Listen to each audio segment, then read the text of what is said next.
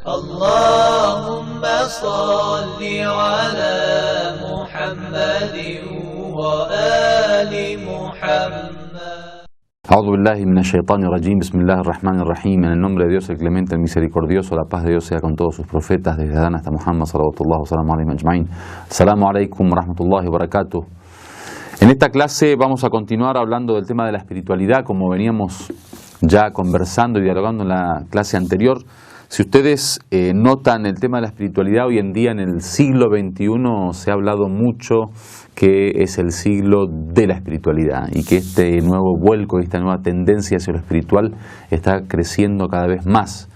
A nivel mundial, obviamente, no estamos hablando solamente de las espiritualidades del Medio Oriente o del mundo islámico o de los países del mundo islámico, sino que estamos hablando de un fenómeno que a nivel mundial se está dando en este siglo XXI y que ya comenzó desde hace ya algunas décadas.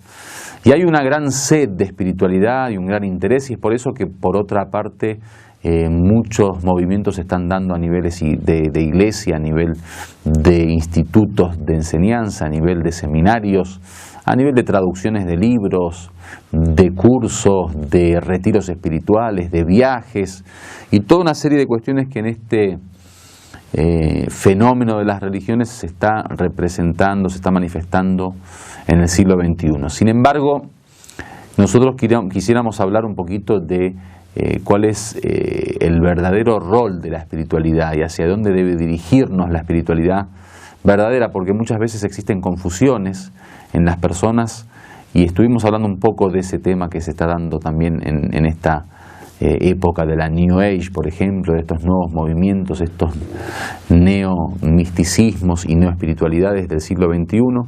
Nos interesaría hoy hablar un poco de la verdadera espiritualidad y hacia dónde va el camino de la espiritualidad real y fidedigna, digamos. El primer punto es que nosotros en la verdadera espiritualidad, siempre que hablamos de espiritualidad, hablamos de la relación del hombre con Dios, es decir, que el camino de la espiritualidad tiene que llevar al hombre a acrecentar y fortalecer su relación con Dios. Por eso es que nosotros no entendemos un camino religioso y un camino espiritual sin el concepto de Dios como eje fundamental de esa relación entre el hombre y Dios. O sea, es necesario que el ser humano sepa que la espiritualidad tiene que ver con el contacto con Dios, tiene que ver con el encuentro con Dios, con la comunicación con Dios. Por eso estamos totalmente en contra de esos movimientos espirituales o pseudo espirituales, diríamos, que no ponen a Dios o no proponen a Dios como el eje fundamental de su movimiento. Hay, por ejemplo, religiones, especialmente dentro de las religiones orientales, como el budismo, por ejemplo, que no creen directamente en Dios como creen otros movimientos religiosos monoteístas o celestiales basados en las revelaciones, como es el cristianismo o el judaísmo o el islam. Entonces nosotros creemos que toda espiritualidad que no esté conectada a Dios y que no quiera contactar al hombre con Dios o transportar al hombre de un estado de lejanía hacia un estado de cercanía con Dios es una espiritualidad inválida, es una espiritualidad que en realidad solamente tendría el nombre de espiritualidad, pero su contenido sería tan secular como cualquier actividad no religiosa. Por lo tanto, el punto número uno de la espiritualidad es que el eje y el principio y el fin y la meta de la espiritualidad es Dios. Dios es el que llena todo este camino de espiritualidad y el que llena toda esta sed que tiene el ser humano con respecto a la espiritualidad. Entonces, como la sed justamente es una sed de Dios y como el vacío existencial del hombre es un vacío de Dios, no se puede llenar más que con Dios. Por eso la espiritualidad tiene que sí o sí estar conectada con Dios, porque si no estaríamos hablando de llenar un vacío con algo que en realidad no saciaría las verdaderas necesidades. Nosotros cuando hablamos que la espiritualidad es una tendencia natural es porque hay una necesidad real de saciar ese vacío, de llenar ese vacío. Hay una necesidad real de un encuentro con Dios para que se apacigüen los corazones, como dice el Corán, alá bi dhikrillah tatma'innul qulub. Ciertamente con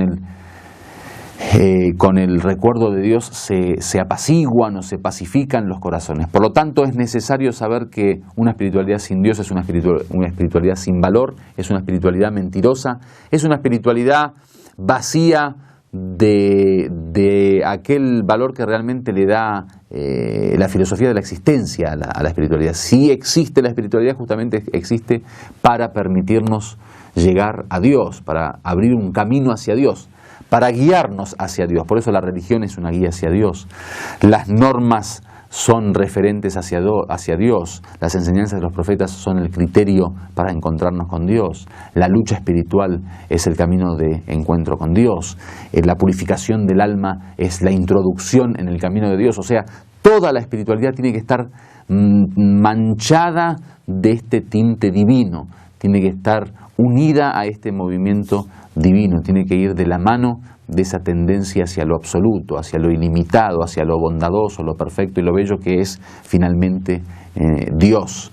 Por lo tanto, Dios es el comienzo del camino de la espiritualidad.